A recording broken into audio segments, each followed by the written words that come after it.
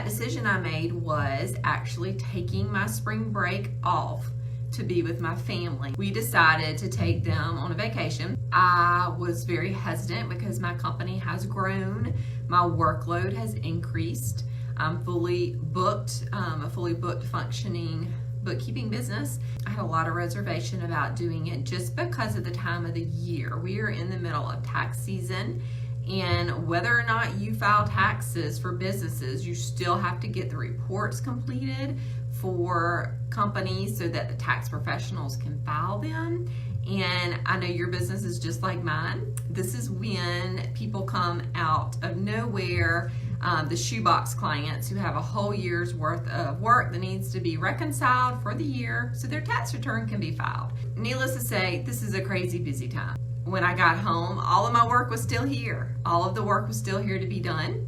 And I'll tell you in a minute too how I prepared myself and my clients so that I could go away for a week. And if I had the opportunity to take a guess about your life, you have probably been putting in a lot of hours in 2021. Now, in order for me to take a whole week off, a vacation with my kids for spring break, I did have to set myself up for success. And number one, that was communicating to my clients. I wanted to let my clients know I would be unavailable. You don't have to give them explanations of where you're going, why you're going. Just for these 5 work days, I will be unavailable. All of your things have been set up to be processed this next week. Just know that I won't be able to fix any issues you may have until the following week. So, and give them a date that you'll be back available. So I did that. I communicated with the clients. And then that was prep work before, okay? Now, a lot of my accounts, I do several payrolls. So I have someone who pays on Thursdays. Well, Friday before I left, they actually were going on spring break too with their children. They had processed payroll for that following week.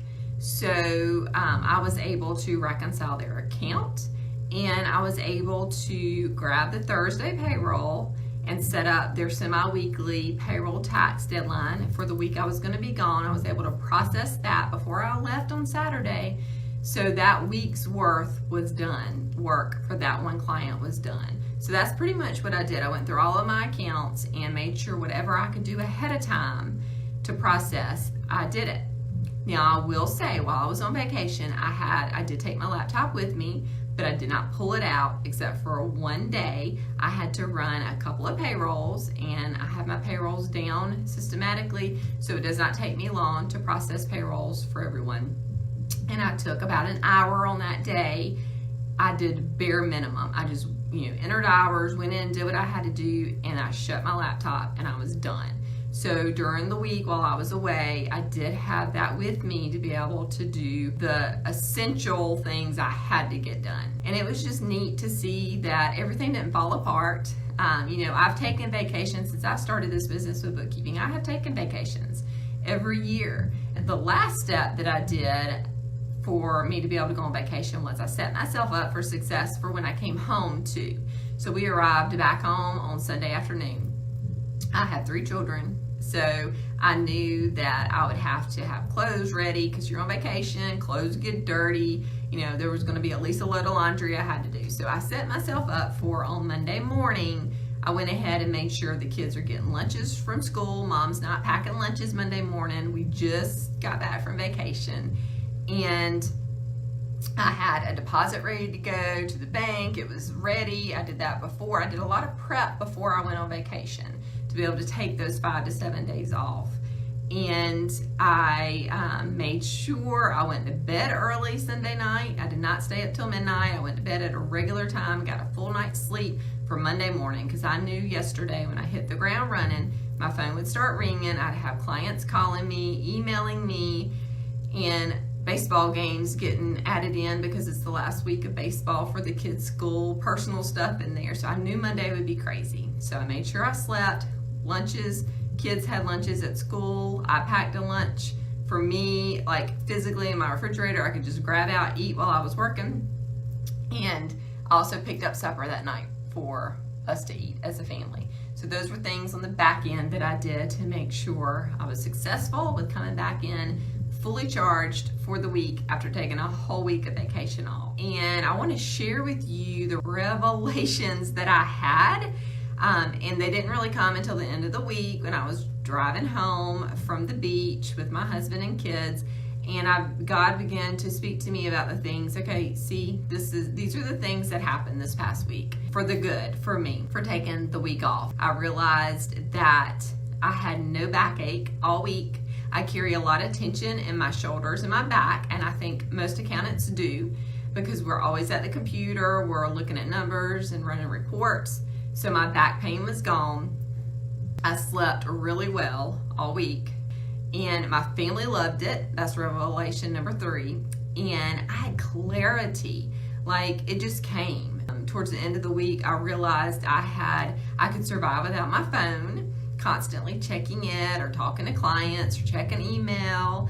I had detoxed from social media, from electronics, my laptop, everything. And I had clarity. That was the biggest revelation. I had clarity. Not only did I physically feel rested, I also had a clear mind. It's time to take a rest. So I want to challenge you today, 2 different things. Number 1, I want to challenge you to set aside some time that I call it white space, that you're not thinking about work, you're not thinking about what's going to be for supper, you're not thinking about, are the clients going to call wanting to know where this report is.